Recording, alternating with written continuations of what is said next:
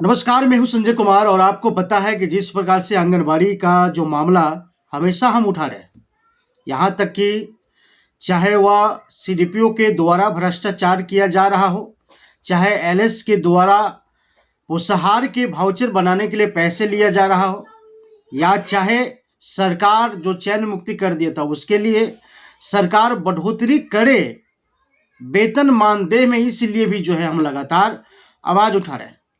और इसका हर एक पहलू पर हमारा कोशिश ये रहता है कि हम आंगनबाड़ी सेविका सहायिका के अंदर हौसला को जो है भरे, ताकि उसके अंदर जो डर है ऑफिसर का वो समाप्त हो जाए।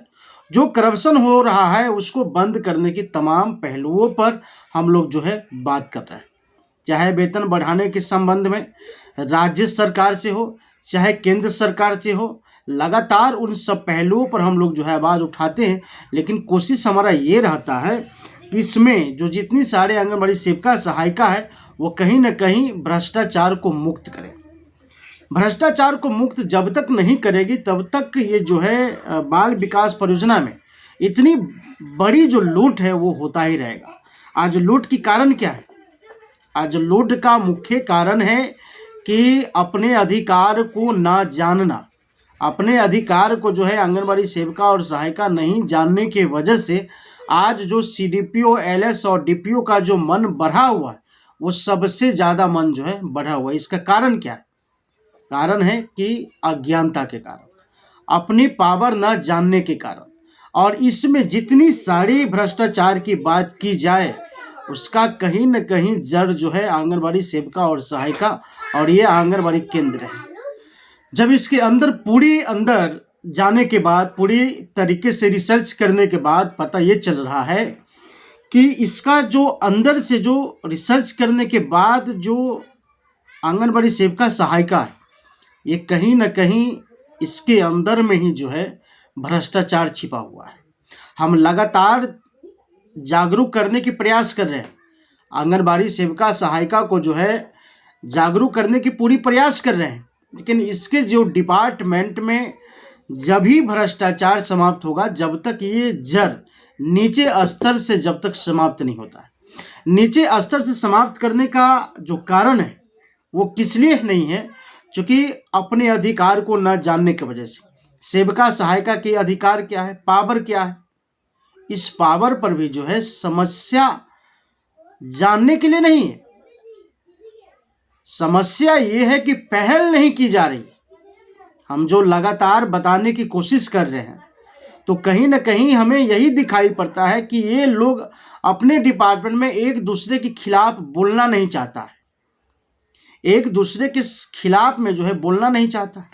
अभी हम आपको बताना चाहेंगे, अभी हाल ही में नीतीश कुमार के पार्टी के द्वारा फिर से एक सिस्टम लगाया जा रहा है कि जो भी पार्टी एमपी के चुनाव लड़ना चाहते हैं लोकसभा से, चूंकि खास करके नीतीश की बात हम करेंगे कि नीतीश कुमार के पार्टी के जो भी लीडर है जो चुनाव लड़ना चाहते हैं, वो आंगनबाड़ी सेविका सहायिका को किस प्रकार से इस्तेमाल कर रहा है हम आपको समझने की कोशिश करेंगे। उस प्रतिनिधि के यहाँ जो है आंगनबाड़ी सेविका सहायिका को बुलाया जा रहा है। क्यों बुलाया जा रहा है? उसको सम्मान करने के लिए। एक बात हमको ये समझ में नहीं आ रहा है कि सम्मान करने के लिए तो आप बुला रहे हैं, लेकिन भ्रष्टाचार खत्म करने के लिए कब बुलाएंगे आप? ऐसा जो है भ्रष्टाचार खत्म करने के लिए बुलाना भी अति जरूरत है। अगर आप भ्रष्टाचार को खत्म करना चाहते हैं तो आंगनबाड़ी सेविका सहायिका को अपने घर बुला करके सम्मान मत कीजिए ना। आंगनबाड़ी सेविका सहायिका सम्मान समारोह यह एक नेता के जरिए किया जा रहा है। ये बताइए, पहले पूर्ण रूप से करप्शन से दूर हुआ नहीं, करप्शन में सम्मिलित जो है अधिकारी को कोई पहल नहीं की जा रही है, उसके ऊपर कोई एक्शन नहीं लिया जा रहा है, और आंगनबाड़ी सेविका सहायिका को प्रतिनिधि बुला करके सम्मानित कर रहा है। इसका मतलब क्या हो रहा है ये समझ लीजिए। आप सम्मान करना है तो आप कीजिए सम्मान, लेकिन सम्मान करने से अगर किसी व्यक्ति की समस्या अगर दूर हो जाती है तो आप सम्मान कीजिए। सम्मान करने से अगर किसी व्यक्ति आंगनबाड़ी सेविका सहायिका के बच्चों की पढ़ाई लिखाई अगर हो जा रही है सही से, तो आप सम्मान कीजिए। अगर सेविका को सम्मानित करने से अगर उनकी समस्याओं में उसकी वेतन काम आ जा रहा है, तो आप समस्या को समाधान कीजिए। अगर सहायिका और सेविका को सम्मानित करने से सीडीपीओ अगर 3,000 रुपये की हर मंथ लेना छोड़ दे, बंद कर दे पैसे लेना, घूस लेना, तो आप सम्मानित कीजिए ना। उसमें हर लोग साथ आपको देंगे, लेकिन आप किस प्रकार की सम्मानित कर रहे हैं?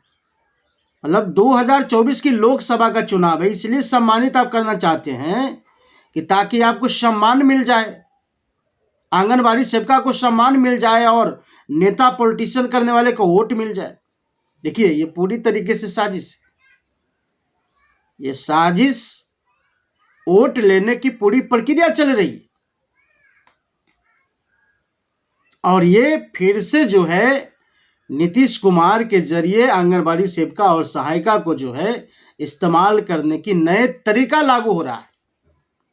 अब बताइए, मुझे सूत्रों के द्वारा खबर मिला कि सीतामढ़ी देवेश चंद्र ठाकुर एमएलसी हैं, बिहार के सभापति हैं, उनके यहाँ कुछ आंगनबाड़ी सेविका सहायिका को जो है सम्मान किया जा रहा है।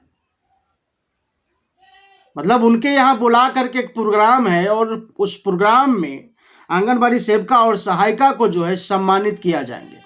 हमको ये समझ में नहीं आ रहा।